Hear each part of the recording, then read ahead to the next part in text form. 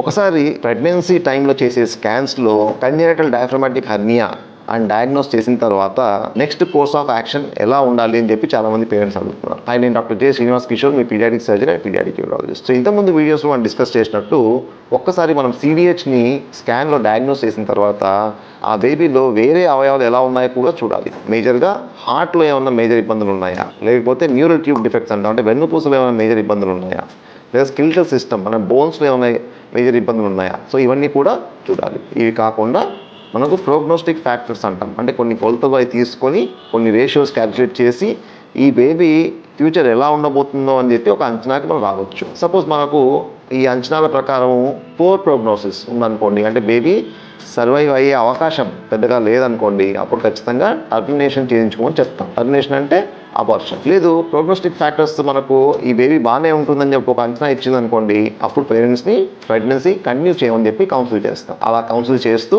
Follow up visits అవి plan చేసుకుంటాం. చూడండి, కంజెనిటల్ డయాఫ్రమాటిక్ హెర్నియాని మేనేజ్ చేయాలంటే మనకు ఖచ్చితంగా ఒక మంచి ఐసీయూ టీమ్ కావాలి, ఒక పీడియాటిక్ సర్జన్ కావాలి. అందుకే ఒకసారి ఈ డయాగ్నోసిస్ అయిన తర్వాత తల్లిదండ్రులకు మనం నియరెస్ట్ పాసిబుల్ టెర్షియరీ కేర్ సెంటర్కి వెళ్ళండి అని చెప్తాం. ఎందుకంటే అక్కడైతే మనకు అన్ని ఫెసిలిటీస్ ఉంటాయి కాబట్టి. సో డెలివరీ అవ్వకముందే తల్లిని అటువంటి ఒక సెంటర్కి తీసుకెళ్ళి అక్కడ డెలివరీ చేసుకోవడం చాలా సేఫ్. అప్పుడు బేబీకి కూడా మనం మంచి లైఫ్ ఇచ్చే అవకాశం ఉంది. సో దీన్ని మనం ఇన్ యూట్రో ట్రాన్స్పోర్ట్ అంటాం. అంటే బేబీ పుట్టకముందే తల్లి గర్భంలోనే తల్లిని బిడ్డని ఇద్దరిని ఒక టెర్షియరీ కేర్ సెంటర్కి మనం షిఫ్ట్ చేయాలి.